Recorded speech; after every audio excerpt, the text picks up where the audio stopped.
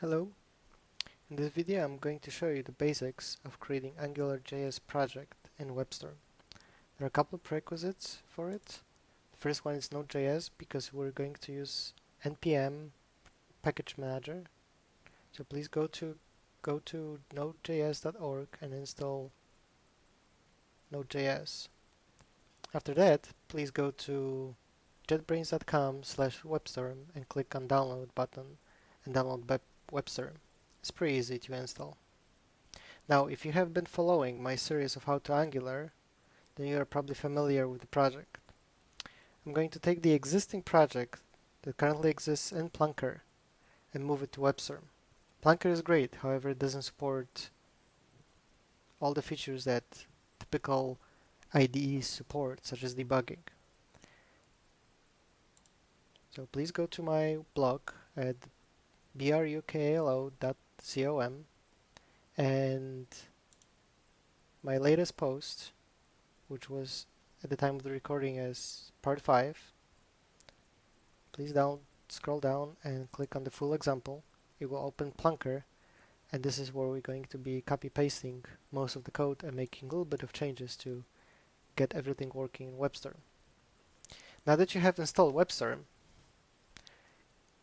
click Create New Project, select Empty Project, give it a title at your location. I'm going to call it my first Angular application. Click Create. Let's get this out of the way for a second. First thing we're going to do is create some structure for this project. Select New, Directory. Let's call it App. And we're going to create directories for controllers,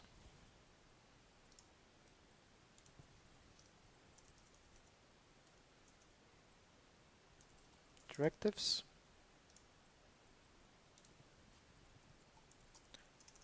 filters,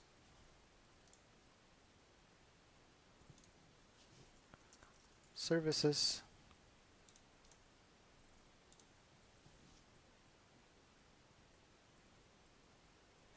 and finally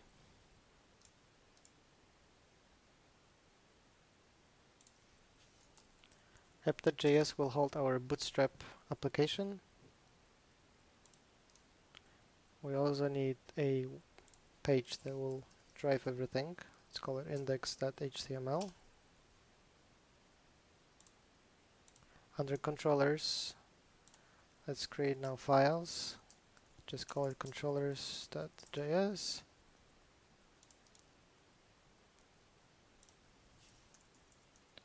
Directives.js. And in the real world application, you would give it a more meaningful names.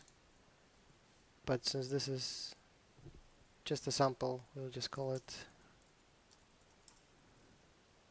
simply filters and services.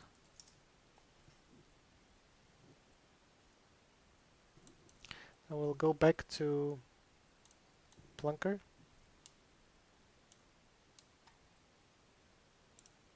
We're going to copy most of the code. Go app.js, we'll go to app.js and directives.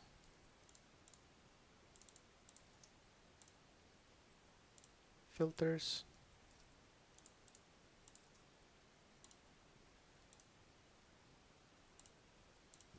Index. I'm just going to replace all the code. Controllers. The controllers. Services. We'll go to services.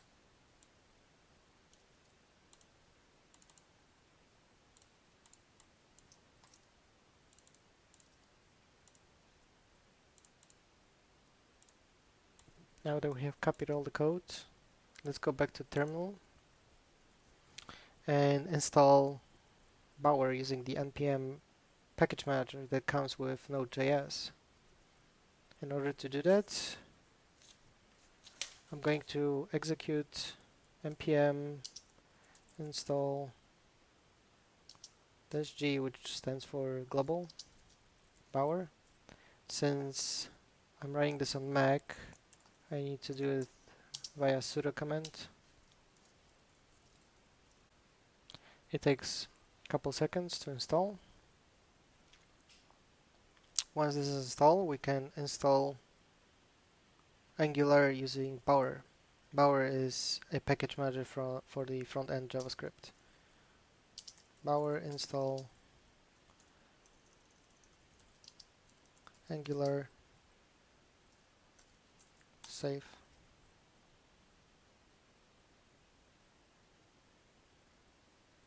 As you can see, it's downloading the latest 1.3.15 at the time of the recording. Now let's fix up our application. Most changes that we have to do is in our index page. What I'm going to do is I'm going to take the scripts that are bringing our services, directives, and filters. I'm going to bring them all the way down so they're out of the way. And we don't need any of this from the plunker. I'm going to leave Bootstrap since it's already using CDN. I'm going to fix up paths. On Mac in WebStorm, if you hit Control and space, it will bring up the closest location of that file that it thinks it's located at. This one is not finding because we renamed my first controller.js to controllers.js. So let's fix this. And now it's happy to locate it. We don't have data anymore. Filters.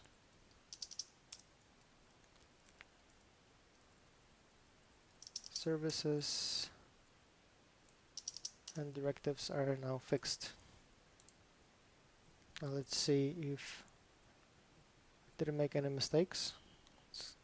If you hover over in the right corner of WebStorm, you can choose the type of the browser or browser that you want to execute it in, and I'll just hit and it brings this, which means that something is still broken. And what's broken is that we didn't actually include Angular itself. So let's fix this. Let's use a live template. And GSA helps us to type all the location to the CDN JavaScript Angular, and all it's left to do is just fill in the version. And the latest version was 1.3.15. Going to fix up the HTTP versus HTTPS issue that can come up in the future by just doing a little trick and letting the web server to type it in or prefix it. Save everything. Let's refresh the page, and it seems like everything's still working as it was. And now we're running in the local host. Let's see if our service is still working. And it's working. Return appropriately. Now, next thing I'm going to show you real quick is how to debug if you choose to debug and put the breakpoints in it. In order to do that, we need to create a debugging configuration. You can click on this little button, select Run Debug. We're going to edit configurations. I'm going to click Add New and choose JavaScript Debug. Let's just name it my debug. We're going to point to our page and my first Angular application to the index page. It will prefix it with the appropriate port. If you have different port, you need to change this. It needs to be Chrome. You can't leave it at default, otherwise things don't work. You click apply. Next step of it is you need to have a extension that works with JetBrains IDE support.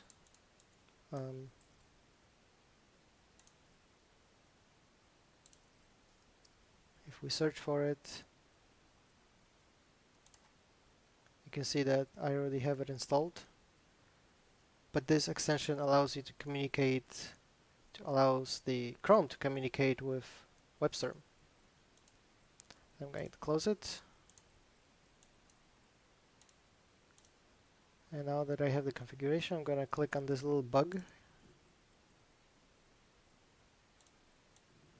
And it launches the same application, but now it says that JetBrains IDE support is debugging this tab. I'm going to go back into services.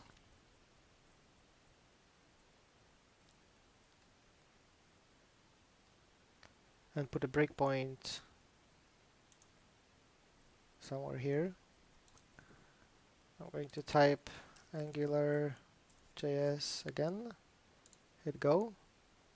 Now you can see that I hit the breakpoint, and I can even hover over the variable and it will show you that I passed in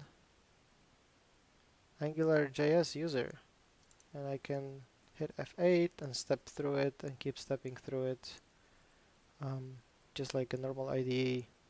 If I keep stepping, you can see now that it went to AngularJS library itself. I'm just going to hit resume and go back to the page, and this is it. Please send me any questions if you have. I hope you like this presentation, and I'll talk to you next time. Thank you.